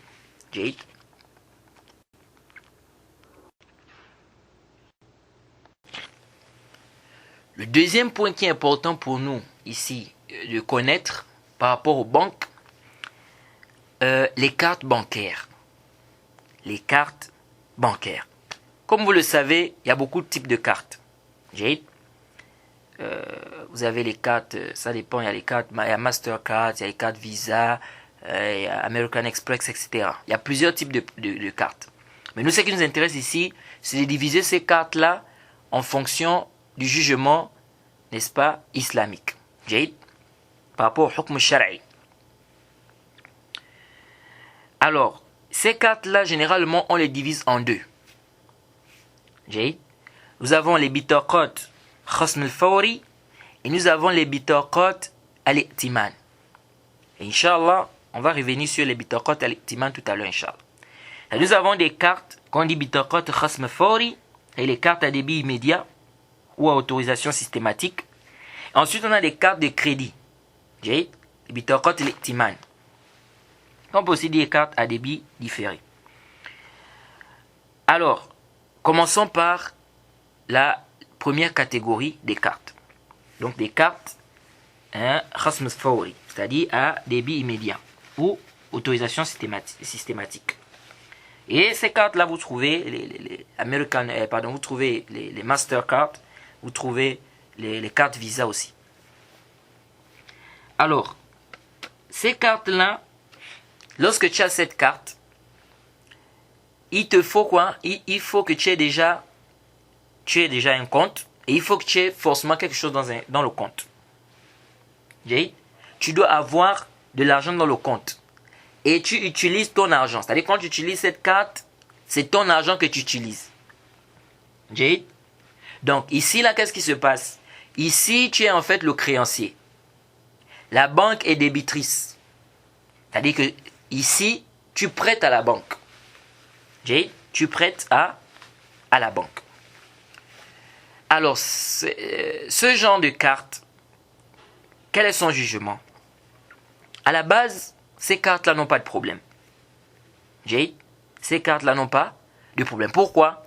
Parce que déjà ici, tu retires l'argent dans ton propre compte. Maintenant, les frais que la banque demande, par exemple, on va dire les frais dans chaque transaction ou bien les frais que la banque peut demander, ici, ces frais-là, il n'y a pas de problème. Peu importe que ces frais soient proportionnellement ou bien que ces frais soient c'est-à-dire en conformité ou bien que ces frais soient clairement en accord ou bien proportionnellement aux frais réels, c'est-à-dire que les frais là soient proportionnellement aux frais réels ou pas, ici, il n'y a pas de problème. Limaza, pourquoi il n'y a pas de problème? Parce que ici, qui prête? C'est la banque qui te prête ou c'est toi qui prêtes à la banque? C'est toi qui prêtes à la banque. Qui prend les frais ici? C'est la banque ou c'est toi? C'est la banque. Donc ici, il n'y a pas d'ishkal. Il n'y a pas d'ishkal. Il devait avoir un problème si c'est toi qui prenais ici quelque chose. Là, il devait avoir un problème. Mais ici, toi, tu ne prends rien du tout. C'est toi qui prêtes. On peut dire que la banque emprunte ton argent. Donc la banque est débitrice, toi, tu es créancier. Donc ici, il n'y a pas de problème si la banque prend des frais. Le problème ici, le problème devait se poser si c'est toi, le muqrid, si c'est toi qui prenais du muqtarid, c'est-à-dire c'est toi qui prenais du débiteur. Donc de celui qui vient prêter. Donc ici, là, ishkal. Donc ces cartes-là, à la base, n'ont aucun problème. C'est-à-dire il faut nécessairement que tu aies un compte et il faut nécessairement que tu aies de l'argent dans ton compte. C'est-à-dire l'argent que tu utilises quand tu utilises cette carte-là, c'est l'argent qui est dans ton compte. Alors ici, intabiho. On a dit à la base, ces cartes-là, n'ont aucun problème. Sauf que ces cartes-là posent problème sur deux choses. Ces cartes-là posent problème sur deux choses. Premièrement, c'est lorsque tu vas acheter de l'or ou bien de l'argent. Lorsque tu vas acheter de l'or ou bien de l'argent. C'est-à-dire l'or en tant que matière, l'argent en tant que matière. Là, ça pose problème. Pourquoi ça cause problème?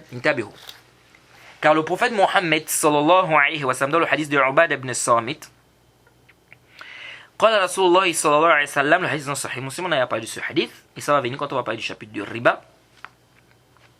Le prophète a dit الذهب بالذهب الفضة بالفضة والبر بالبر والشعير بالشعير والتمر بالتمر والملح بالملح مثلا بمثل سواء بسواء يدا بيد فإذا اختلفت هذه أصناف فبيعوا كيف شئتم إذا كان يدا بيد. Le prophète a dit quoi? L'or avec l'or, l'argent avec l'argent, le blé avec le blé, l'orge avec l'orge, les dattes avec les dattes, le sel avec le sel, même quantité, main à main. Si les catégories sont différentes, vendez comme vous voulez, mais à condition que ça soit main à main. À condition que ça soit sur place. Donc si tu veux échanger, par exemple, le sel avec le blé, ici on a le droit, c'est-à-dire on a le droit de dépasser. C'est-à-dire, par exemple, tu veux échanger 10 kilos de sel avec 15 kilos de blé, ici il n'y a pas de problème. Donc c'est pas la même quantité. Mais ici il n'y a pas de problème parce que le prophète a dit si les catégories sont différentes, vendez comme vous voulez. Mais il faut que ça soit sur place, main à main, yadan biyad. Je te donne, tu me donnes. Et comme on va voir la vie qui est juste, c'est ici, ce qui est demandé, c'est que vous ne devez pas vous séparer du même majlis, donc de l'assise, sans qu'il y ait une saisie de part et d'autre. Ce n'est pas comme certains ont dit, il y a certains savants qui ont dit, ça doit être, c'est-à-dire je te donne directement, tu me donnes là. Mais ce qui est voulu, c'est quoi? C'est que vous ne devez pas vous séparer de cette assise ou de l'assise sans qu'il y ait une saisie de part et d'autre. Donc je prends, tu prends. Alors ici, ça va venir en détail, Inch'Allah, ne vous en faites pas. Le prophète a dit, si les catégories sont différentes, vendez comme vous voulez, mais à condition que ça soit, n'est-ce pas, main à main. L'argent ici, les billets d'argent là, ça rentre dans le riba ou pas? Ça rentre dans les choses où le riba rentre ou pas? Oui, ça rentre. Parce que ici, quelle est la raison pour laquelle, c'est-à-dire, quand le prophète a parlé du riba concernant l'or et l'argent, quelle est la illa? Quelle est la cause? Bien évidemment, il y a un long débat des savants, et ça va venir, on va détailler ça. Mais ici, ce qui est juste c'est quoi? C'est qu'ici, c'est mutlaq al-thamaniya. C'est parce que, ici, l'or et l'argent, c'était considéré comme étant quoi? C'était utilisé comme étant une monnaie, un moyen d'échange. C'est-à-dire, à travers ça, on pouvait faire quoi? On pouvait acheter des choses, etc. Et comme aujourd'hui, les billets, n'est-ce pas, on utilise ça comme moyen d'échange, donc on achète à travers ça, etc. Donc ici, le riba rentre aussi dans ces choses-là.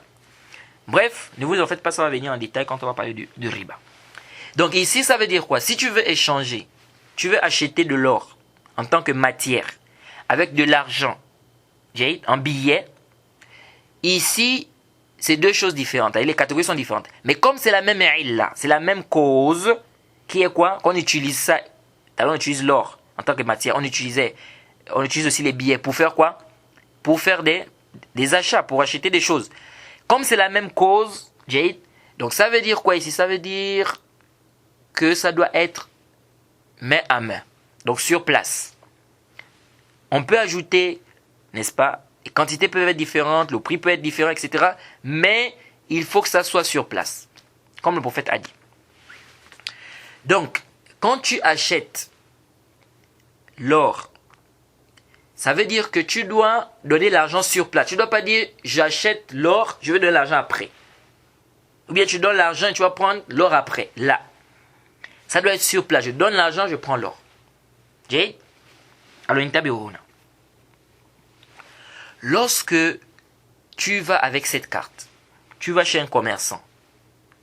Et ce commerçant, il va avoir ce qu'on appelle un terminal de paiement électronique, qu'ils appellent TPE. Là-bas, tu vas mettre ta carte. Allez, on va mettre la carte, parce que tu vas acheter de l'or ou l'argent, en tant que matière. Est-ce que ici, là, il y a une saisie? Ça veut dire quoi? C'est-à-dire, lorsque tu achètes de l'or ou de l'argent, avec cette carte-là, est-ce que l'argent est débité aussitôt de ton compte? Et est-ce que le compte du vendeur est crédité aussitôt? C'est là le shikal. Alors, ici, normalement, ça s'est fait aussitôt. Ton compte est débité aussitôt et le compte du vendeur est crédité. Mais le problème, c'est lorsque le réseau est différent. C'est là où ça cause problème. Lorsque le réseau est différent, c'est-à-dire le réseau que le vendeur utilise est différent du réseau, n'est-ce pas, c'est-à-dire que d'où vient ta carte. C'est là où il y a le problème.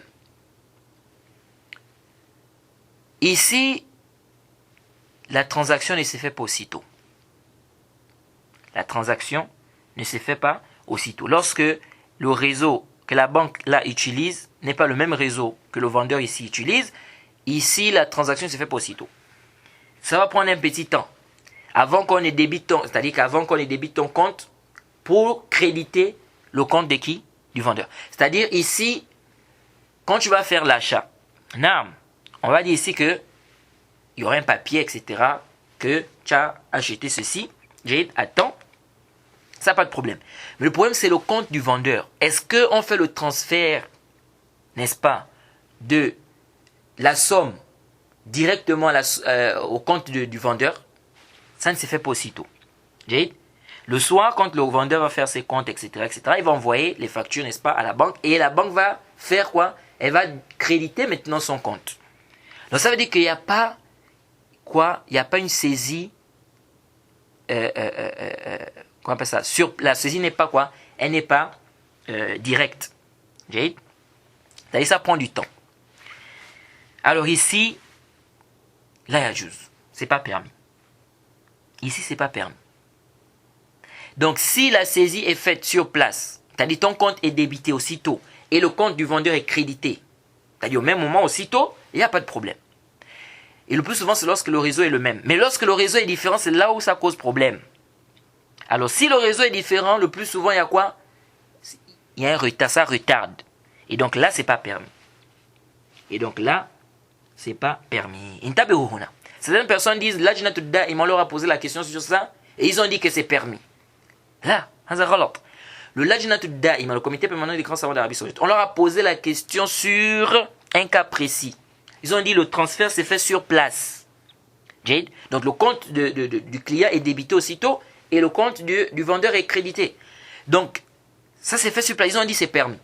Donc le Lajnatu Da'ima, la fatwa que le Lajnatu Da'ima a eu à faire, c'est par rapport à quoi? À une question bien précise. C'était quoi? C'était que le transfert s'est fait sur place.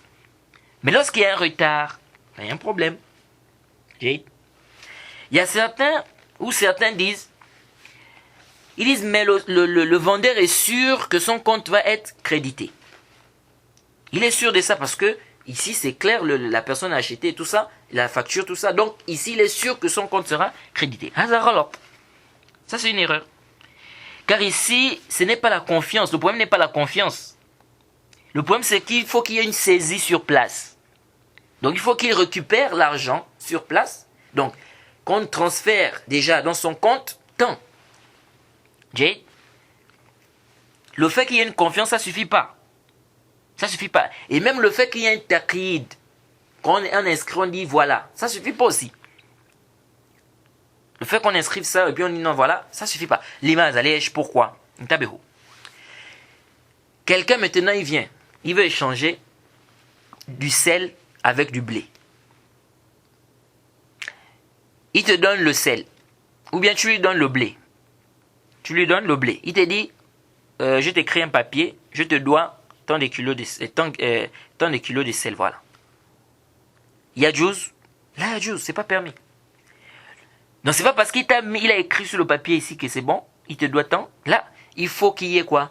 Il faut qu'il y ait le transfert là. On transfère ça directement. On dit voilà, on met dans le compte de qui? Le compte du vendeur. On dit qu'il attend. Un autre problème, c'est que ceux qui disent ou ce qui montre que c'est une erreur ici de dire qu'il est sûr qu'il aura quoi? Le vendeur est sûr qu'il aura quoi? Qu'il aura son argent. On dit c'est une erreur. Pourquoi? Prenons l'exemple d'un homme qui est riche. Il va prendre de l'or, il va échanger de l'or contre des dattes. Par exemple. Il vient, il prend les dattes. Mais il ne donne pas. Ou bien on va pas prendre ça. On va prendre plutôt l'exemple qui est bien ici. On va prendre toujours le sel avec le blé. Quelqu'un vient échanger, un homme riche, il vient échanger du sel avec le blé. Il doit donner le sel et il doit récupérer le blé. Il vient, il prend le blé. Il dit au vendeur, bon, je vais t'envoyer l'enfant tout à l'heure, il va venir te déposer le sel. Le vendeur est sûr, c'est un homme riche. Le vendeur est sûr que celui-là, il va ramener quoi? Il va ramener le sel. Mais est-ce que ici on dit que c'est permis cet échange? Ici on dit que c'est pas permis. Pourquoi? Parce que c'est pas fait sur place. En fait, ici les catégories sont différentes, vendez comme vous voulez, mais ça doit être sur place, main à main. Il doit y avoir une saisie. Je prends le sel, tu prends le blé. Donc la confiance, le fait ici qu'il soit sûr que l'argent sera crédité, ici c'est pas un dalil. Donc ici il faut faire attention. Quand vous allez acheter avec ce genre de cartes là, il faut regarder, il faut faire attention. Si c'est le même réseau, il n'y a pas de problème.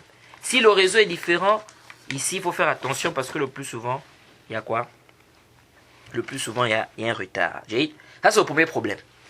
Le deuxième problème, c'est lorsque tu vas récupérer de l'argent dans un autre distributeur, n'est-ce pas, qui n'est pas le distributeur de la banque émettrice. Donc la banque émettrice de la carte, dont tu es, comment on appelle ça, des propriétaires. Là aussi il y a un problème. Donc je veux récupérer de l'argent, mais c'est pas au niveau du distributeur de la banque émettrice de ma carte, au niveau d'un autre distributeur, d'une autre banque. Là, ça cause un problème. Les mazes, lorsque tu vas récupérer l'argent dans l'autre distributeur. Là, on va dire distributeur 1, distributeur 2. J'ai pour bien comprendre. Distributeur 1, c'est le distributeur de la banque émettrice de ta carte. Distributeur 2, c'est l'autre banque. C'est bon? J'ai. Lorsque tu récupères de l'argent au distributeur 2. L'argent que le distributeur 2 te donne là, c'est l'argent de qui? C'est l'argent de la banque 2 ou bien c'est l'argent de la banque 1? Est-ce que vous suivez? D'abord, à cause de ça, il y a eu une divergence des savants. Certains savants disent c'est pas permis. Tu ne dois prendre que dans le distributeur de la banque émettrice de la carte. Pas dans un autre distributeur. Qui est le distributeur d'une autre banque. Les Shlimaza, parce que la deuxième banque là, ou le distributeur 2,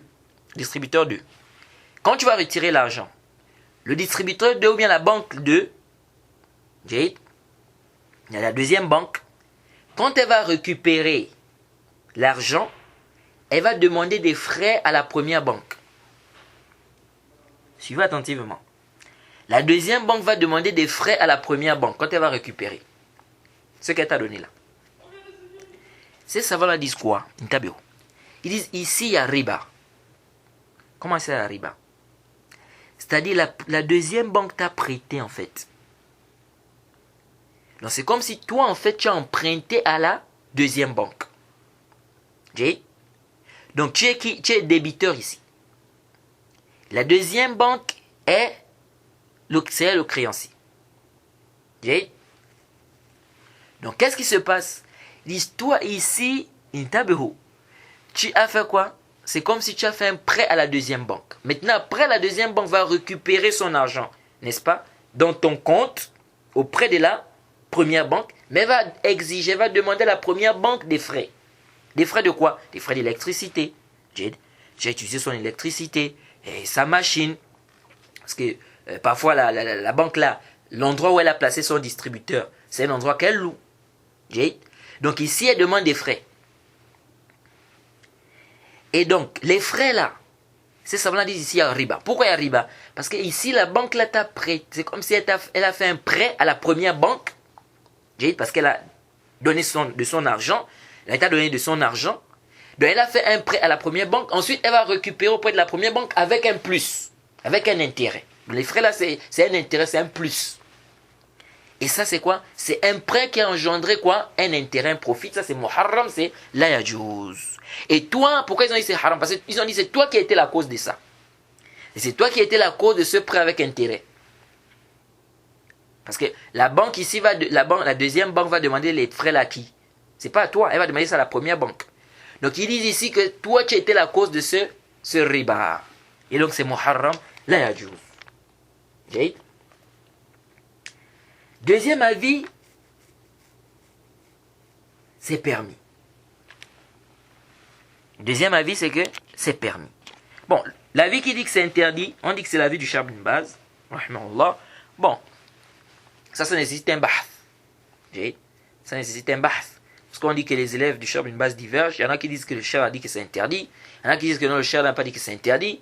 Donc vraiment, on ne connaît pas réellement. Qu'est-ce que le Cheikh a eu à dire? Donc, certains disent que c'est l'avis du Cheikh Ibn Baz, rahimahullah. Wallahu ta'ala a'lam. Mais ici, comme on a dit, ici il y a une divergence des savants sur cette question. Donc ça, c'est ceux qui ont dit c'est muharram, c'est interdit. Ceux qui ont dit c'est permis, et c'est l'avis que nous trouvons juste, wallahu ta'ala a'lam, c'est qu'il est permis que tu récupères de l'argent dans un distributeur autre que le distributeur de la banque émettrice de ta carte. Ici, il n'y a pas de problème. Les maza intabio. Parce que nous disons ceci, que l'argent que tu retires là, c'est pas, c'est-à-dire la deuxième banque ne te prête pas là. L'argent, l'on retire ça dans ton compte. L'argent, l'on retire ça où? Dans ton compte. Et ce qui prouve ça, c'est quoi? C'est-à-dire, lorsque tu vas d'abord retirer, les gens te mettent déjà, tu attends dans le compte. Lorsque tu retires, on te dit, il te reste tant. Donc, en réalité, on retire ça dans ton compte. Et ce qui prouve qu'on retire ça dans ton compte, c'est quoi? Intabero. Ce qui prouve qu'on retire ça dans ton compte, faites attention ici. C'est que lorsque tu vas retirer, on va par exemple prendre un exemple. Tu retires 200 000. Si tu pars auprès du distributeur de la banque émettrice, donc tu pars auprès du distributeur de la première banque, tu mets la carte, tu veux retirer encore les 200 000 là, on te dit quoi? On te dit tu ne peux plus. On te dit quoi? Tu ne peux plus. Pourquoi on te dit tu ne peux plus? Tu ne peux plus, pardon. Pourquoi on te dit ça? Ça prouve ici quoi? C'est parce que tout simplement l'argent que tu as retiré, tu as retiré ça de ton compte. Tu as retiré ça de ton compte. C'est pourquoi lorsque tu vas aller mettre la carte dans le premier distributeur, donc, c'est-à-dire le distributeur de la banque émettrice, donc de ta carte, ici on va te dire tu ne peux plus. Jade. Donc ça prouve quoi? Ça prouve ici que c'est dans ton compte, c'est-à-dire cet argent a été retiré dans ton compte. Jade. Donc elle ne te prête pas en fait la deuxième banque. Et quant aux frais qu'elle retire, ici il n'y a pas de problème. Que la deuxième banque retire la première banque, il n'y a pas de problème parce que elle estime que vous avez utilisé son électricité, sa machine, etc. Jade, elle paye. Cette banque-là, parfois elle loue l'endroit pour mettre sa machine. Donc elle paye. Donc elle a le droit ici à demander des frais. Jade. Donc ça, il n'y a pas de problème. Jade. Les frais qu'elle prend, ce n'est pas par rapport à l'argent que tu as eu à prendre. Non. Jade. Les frais qu'elle prend ici, c'est par rapport à quoi? À l'électricité, la machine, etc. Parce qu'en réalité, c'est comme si la première banque loue les services de la deuxième banque. Jade. Et ce qui prouve aussi que ce n'est pas des intérêts, c'est que c'est une somme qui est fixe. En Arabie Saoudite, par exemple, c'est 4 riyals 60 halal. C'est-à-dire, peu importe la somme que tu vas retirer, peu importe la somme, ça va toujours être quoi? C'est-à-dire, les frais que cette banque-là va demander, que la deuxième banque va demander à la première banque, c'est quoi? Ce sont des mêmes frais. Donc, le prix, il est stable. Jade. Donc, ici, ça montre clairement que ça n'a rien à voir avec quoi? Avec le riba. Jade. Et même si les frais là dépassaient, c'est-à-dire même si les frais là c'était plus que les frais réels, ici il n'y a pas de problème. Parce que ici tu ne prêtes pas, tu n'empruntes pas pardon, à cette banque-là. Cette banque-là ne te fait pas un prêt. Tu récupères ça de ton propre, c'est-à-dire de ton compte. Donc ici, même si elle prend des frais, ici, il n'y a pas d'ishkal. Pourquoi il n'y a pas d'ishkal? Parce qu'ici, on retire ça de ton compte. C'est-à-dire, l'argent est retiré de ton compte. Ton compte ici est quoi? Est débité. C'est-à-dire, quand toi, tu vas récupérer l'argent, la banque ne te fait pas, la deuxième banque ne te fait pas, ce n'est pas un prêt ici. Mais, on retire ça de ton compte. Ça, c'est quoi? Ça, c'est la première catégorie des cartes. Donc, cette catégorie des cartes-là, il n'y a pas de problème. Tu dois avoir de l'argent dans ton compte et tout ce que tu récupères ou tout ce que tu retires en fait c'est dans ton compte, c'est ton argent. C'est-à-dire que si tu n'as plus rien dans le compte, tu ne peux plus rien prendre. Ça, il n'y a pas de problème. Et comme on a dit, le problème se situe sur deux aspects. Et on a expliqué les deux aspects. Donc ces cartes-là, à la base, c'est quoi? La permission. Ensuite, nous avons une deuxième catégorie de cartes. Quand on dit les bitokot et les timan, les cartes de crédit. Bien les cartes à débit différé. Ces cartes-là se divisent en deux. Nous avons les bitokot khosm shahri, nous avons les bitokot khosm mutajaddid. Les bitokot khosm shahri, c'est quoi? Ce sont des cartes, c'est-à-dire des cartes de crédit. On te demande de rembourser pendant une période déterminée. Généralement, c'est un mois. 50 jours, 60 jours. Le plus souvent, ça ne dépasse pas 60 jours. Donc, dès que le temps est arrivé, tu dois rembourser ce que tu as pris, donc ce que tu as emprunté. Donc ici, tu es quoi? Ici, tu es débiteur. La banque est, c'est-à-dire la banque ici te prête. Et souvent les cartes qui sont plus connues dans ça, les cartes American Express. Bien évidemment, il y a aussi Mastercard qui sont dedans, les cartes Visa. Alors, ici, tu dois rembourser pendant cette période-là. Dans les banques classiques, c'est connu, les banques là prennent des intérêts. Parce que tu vas rembourser, tu rembourses avec intérêt.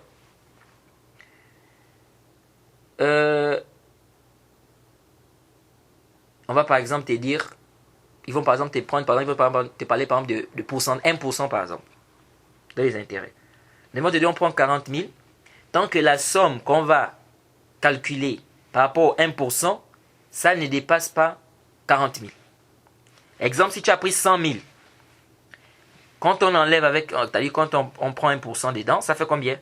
Ça fait 1000 francs. On prend 100 000, on divise ça par 100. Donc, multiplié par 1 divisé par 100, ça fait 1000 francs. Ici, il retire 40 000. Tu prends 300 000. Ici, quand on enlève 1%, il reste 3 000. Donc, il retire toujours 40 000. Tu as pris 600 000. On enlève 1%, ça fait 6 000. Ici, on retire toujours 40 000. Tu as pris 6 millions. On enlève 1%, ça fait 60 000. Ah, ici on ne retire plus 40 000. Ici on retire maintenant plus. Là on va maintenant prendre les 1% là. Là on va faire quoi? On va prendre les 6 millions là, qu'on va calculer ici. Là, on va multiplier par 1 divisé par 100, ça va donner 60 000 et 60 000 on retire. Car quand on a calculé ici, ce que tu as pris par rapport à 1%, ça a dépassé 40 000. Et donc comme ça a dépassé 40 000, on prend maintenant les 1% là. Donc ici on va prendre les 60 000 là. Donc ça c'est connu. Les banques classiques, c'est clair, elles prennent quoi? Des intérêts. En fonction de la manière dont elles vont calculer les intérêts en fonction des crédits, etc. Ici, ça c'est dans les banques classiques. Les banques islamiques maintenant. Les banques islamiques, généralement, elles ne prennent pas d'intérêt. Donc il n'y a pas d'intérêt quand tu vas rembourser. Mais le problème avec les banques islamiques, c'est quoi? C'est qu'il y a des frais. Quand il y a des frais que tu dois payer, par exemple des frais de renouvellement, des frais parfois après chaque transaction, ou par mois, il y a des frais à payer. Et ces frais-là, il y a un ishkal. Il y a un ishkal par rapport à ces frais-là. Et on va revenir sur cet ishkal-là tout à l'heure, Inch'Allah. Ça, c'est la première catégorie des cartes de crédit, des cartes à débit différents. Ensuite, on a des cartes khasm mutajadid, c'est-à-dire des cartes de crédit renouvelables. Ça, on te donne le temps. On te dit, tu as par exemple 30 jours ou 40 jours, ou plus, c'est-à-dire pour rembourser. Sauf quoi? Sauf qu'on te permet de rembourser ça par échéance. Et tu n'es pas obligé de rembourser ça du coup. Tu peux rembourser ça par tranche, en 6 mois par exemple. Mais avec intérêt. Donc par exemple, tu as utilisé 1 million. Tu n'es pas obligé de payer cash. Tu peux payer par mois. Mais au lieu de payer 1 million, tu vas payer 1 million 300 par exemple. C'est un exemple. Tu vas payer par exemple 1 million 300. Et parfois même un ajout. C'est-à-dire si tu ne payes pas tant, on ajoute. Donc ça ne fait qu'augmenter. Et là, vous trouvez les cartes Visa, les Mastercard, etc. Ça, c'est clair que c'est muharram la yajouz. Et les banques islamiques, elles ont une ruse ici, qu'elles font souvent. Ce qu'on appelle qalb ad-dayn, c'est-à-dire changement des dettes. Qu'est-ce qu'elles font? Pour ne pas faire ça, ce riba-là, c'est dans les banques classiques, elles vont te dire clairement, 500 000, ici tu dois donner 600 000. C'est un exemple. Dans les banques classiques et les banques islamiques, qu'est-ce qu'elles font? Elles font ce qu'on appelle le qalb ad-dayn, donc changement des dettes. La banque va te dire quoi? La banque va te dire, ok, tu as utilisé par exemple 600 000 ou 500 000, on va prendre le cas. Tu as utilisé 500 000. Jade. La banque te dit, ici on va t'aider. Comment on va t'aider? On va te vendre une marchandise à 600 000, mais que tu ne vas pas payer cash, tu vas payer ça par échéance, donc par mois. Maintenant, une fois que tu as la marchandise, une fois que tu récupères la marchandise, parce qu'ils savent qu'il faut récupérer la marchandise, donc elles te disent, les banques là te disent, les banques islamiques là, tu récupères la marchandise. Une fois que tu as récupéré la marchandise, mandate-nous. Nous, on prend cette marchandise, on te la vend. Cash. C'est-à-dire, on vend ça à quelqu'un qui va payer ça cash. À 500 000. Suivez attentivement.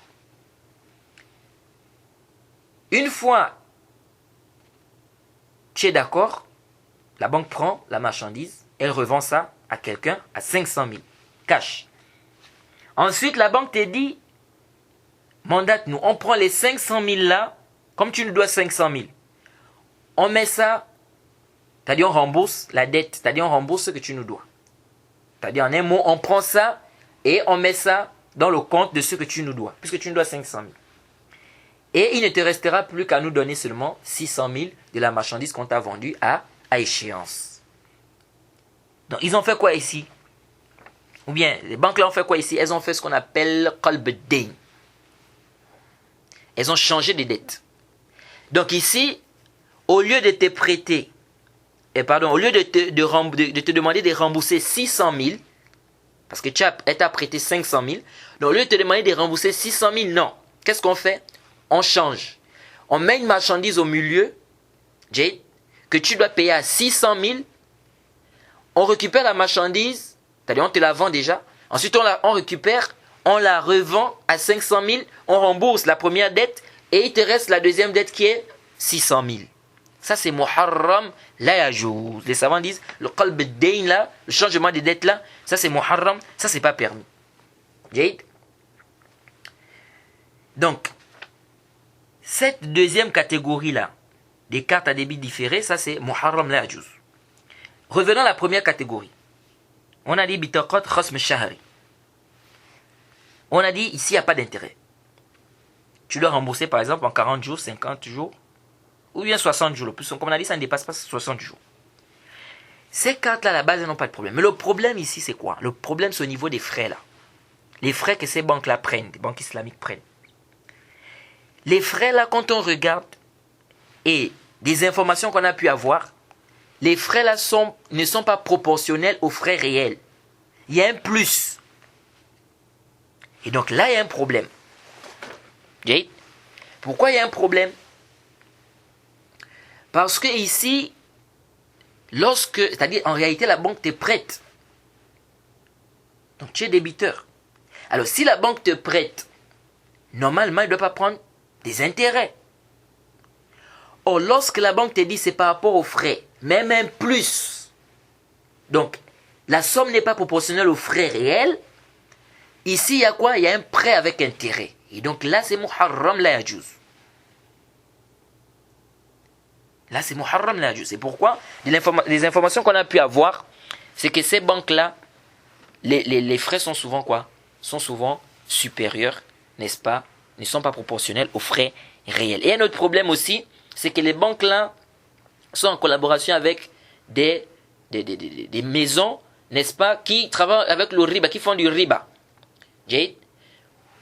Et ces maisons-là qui sont détenteurs de ces cartes, comme les Mastercard, les American Express, etc., si le client, c'est-à-dire toi, si tu ne rembourses pas à temps, non, la banque islamique ne va pas te demander de donner ne va pas te donner de payer, c'est-à-dire de donner des intérêts ou de donner un plus.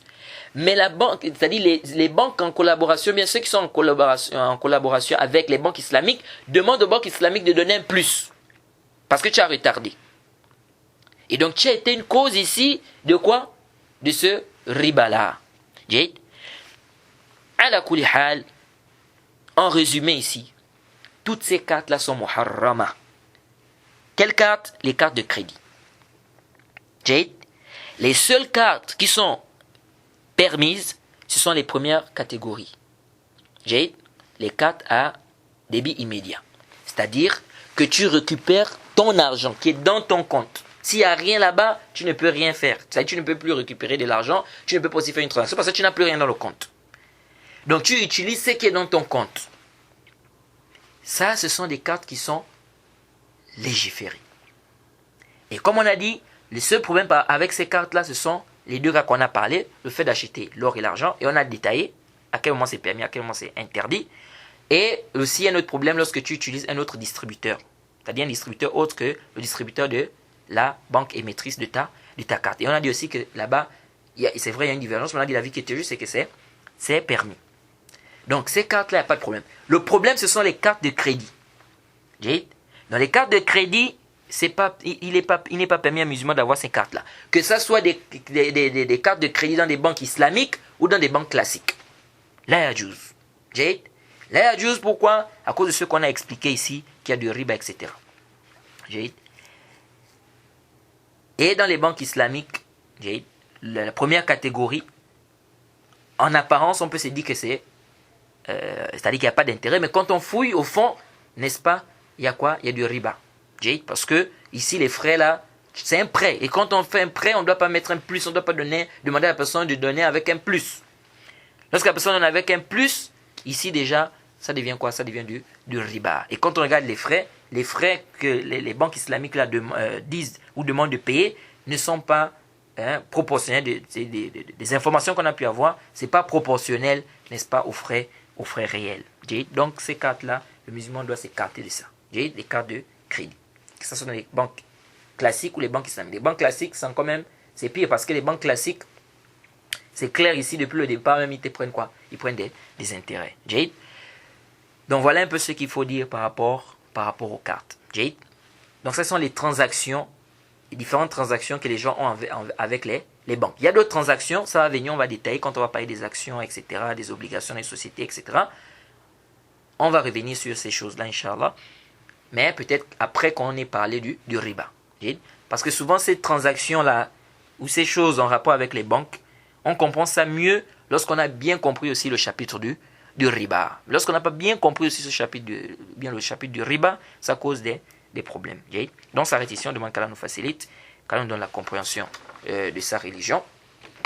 Pardon, avant de terminer, il y a un autre problème ici. J'allais oublier ça. Lorsque c'est le problème d'achat avec les cartes de crédit là aussi. Lorsque tu vas acheter quelque chose chez le commerçant ou chez un commerçant qui a une TPE, c'est-à-dire il a un terminal de paiement électronique. Donc il a un TPE, pardon. Lorsque tu y vas, tu vas faire par exemple des achats. À supposer, tu fais des achats par exemple de 100 000. Généralement, les banques sont en collaboration avec le vendeur. Et elles demandent des frais au vendeur, allant de 1% à 8%. Et parfois 1%. Alors, on va prendre un exemple simple. Tu vas chez le vendeur. Tu fais des achats de 100 000. Donc, le vendeur va prendre la carte, il va mettre par rapport au terminal de paiement électronique, etc. Ça fait par exemple 100 000. Qu'est-ce qui se passe ici? Tabiru. La banque va ici créditer le compte du vendeur. Mais la banque va mettre combien dans le compte du vendeur? 100 000 ou combien? La banque ne va pas mettre 100 000. Donc les 100 000 que toi tu as ici là, c'est-à-dire que tu as acheté ici la marchandise, bien tu as acheté des marchandises, le total ça fait 100 000. Les 100 000 là, la banque ne donne pas ça au vendeur. La banque va par exemple, on va prendre, si la banque s'est arrangée avec le vendeur, n'est-ce pas, qu'elle doit retirer dans cette transaction 1%. Pourquoi? Parce qu'en fait la banque, ici, c'est comme si la banque, parce que le client qui est venu, il n'est venu chez ce vendeur-là que parce que il sait que ce vendeur accepte ces cartes-là. Donc c'est comme si la banque ici est en train de faire quoi? Elle envoie les clients vers le commerçant. Donc, c'est comme si elle donnait des services au commerçant. Et donc, la banque s'arrange avec le commerçant qu'elle doit avoir quoi? Elle doit avoir un pourcentage dans ce qu'il gagne. Alors, suivez attentivement.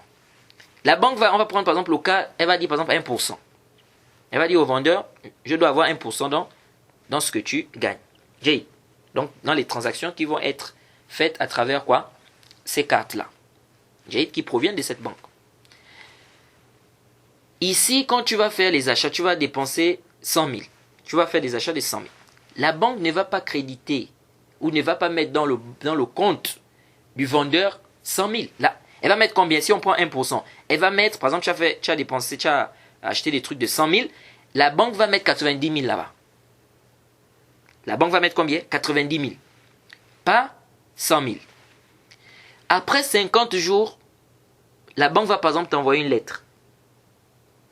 Attention, il faut que tu rembourses le crédit.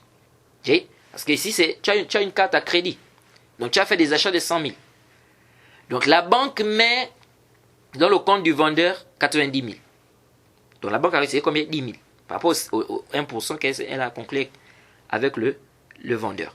Maintenant, après 50 jours, la banque t'envoie une lettre pour te dire attention, il faut que tu rembourses ton crédit. Et elle te dit quoi? 100 000. Donc le crédit que tu dois rembourser, c'est 100 000. Ici, là, certains savants disent c'est du riba, c'est muharram. L'image, pourquoi?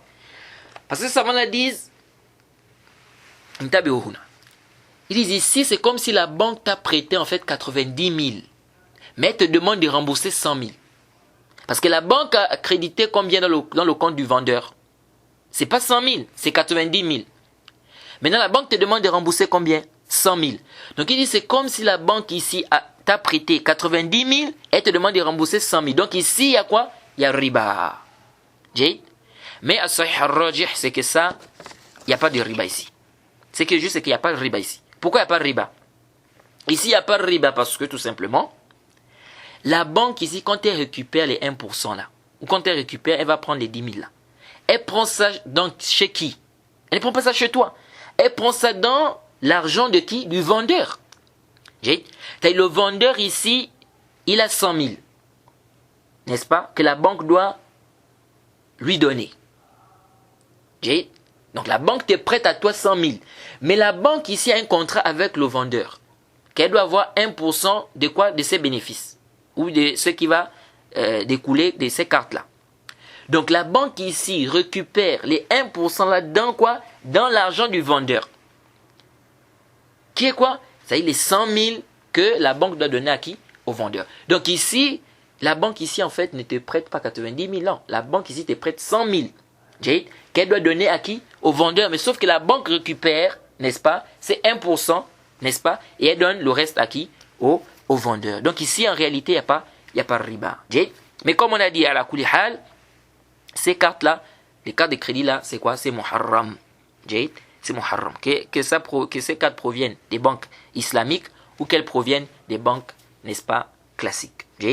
Donc voilà un peu ce que je voulais dire avant qu'on ne puisse clôturer. Donc on s'arrête ici et on espère qu'Allah nous facilite. Vraiment, c'est vrai, le cours il a été long. Et comme je vous ai dit, les cours seront un peu longs parce que le chapitre des ventes, il y a trop de choses, il y a des khilaf, et puis c'est un chapitre qui demande vraiment de la concentration. Donc on demande qu'Allah nous facilite, qu'Allah nous donne la compréhension. On s'arrête ici. Wa subhanaka Allahumma bihamdik wa shalom la ilaha illa anta astaghfiruka wa atubu ilaik.